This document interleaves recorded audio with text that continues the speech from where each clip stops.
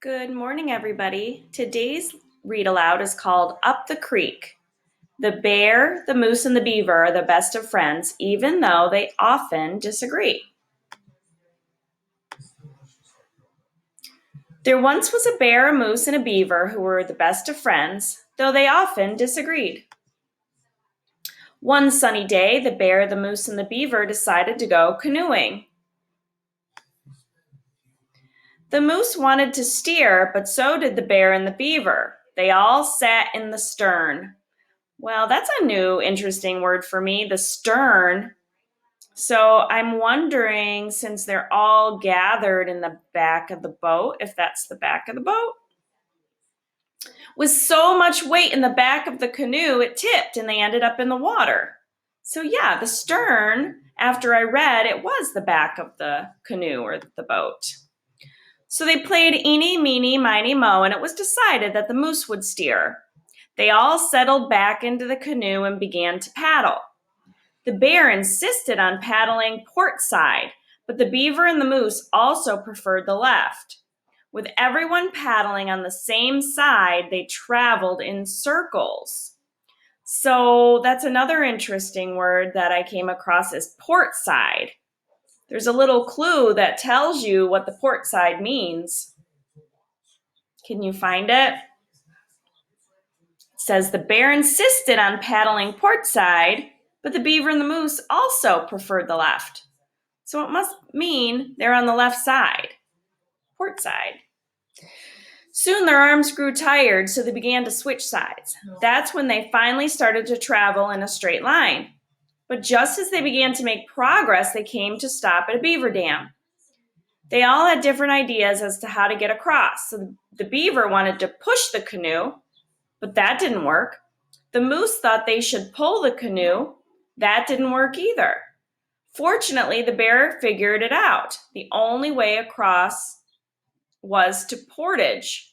Portage? What does that word mean?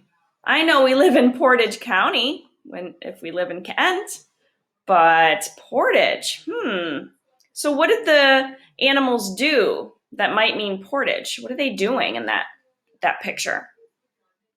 Yeah, they're kind of carrying it over their head. Interesting. I learned something new.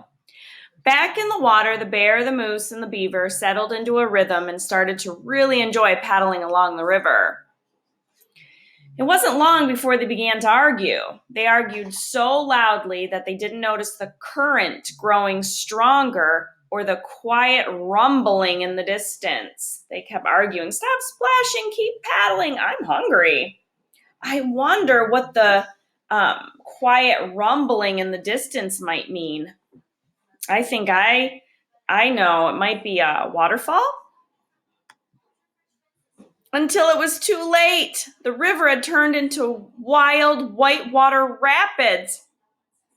Ah!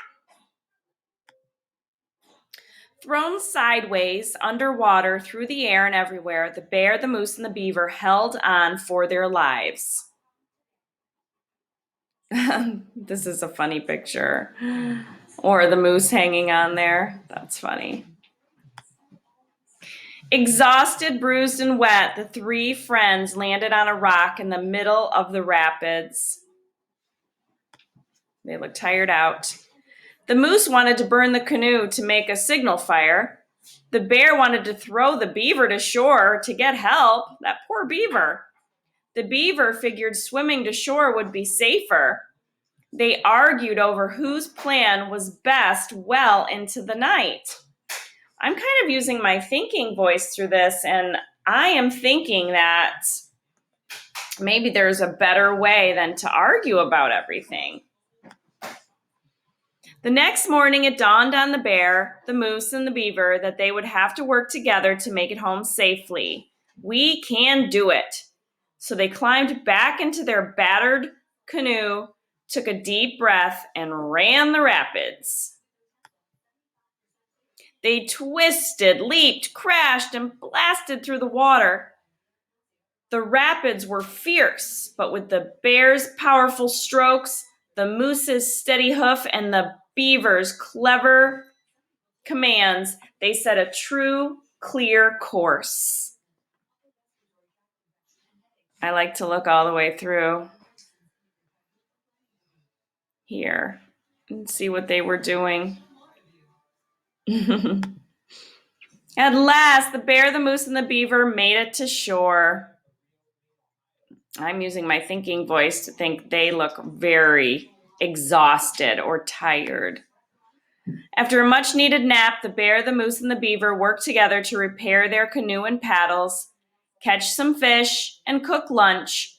Before they tucked into their meal, they all gave thanks for the wildest adventure they had ever had. Rested and relaxed, the bear, the moose, and the beaver were ready to set out for home. After taking a long look at the raging rapids, they decided to walk. And who could disagree with that? Why do you think they decided to walk at the end? I think they'd had enough adventure. All right, boys and girls, thanks for listening today. Have a good day.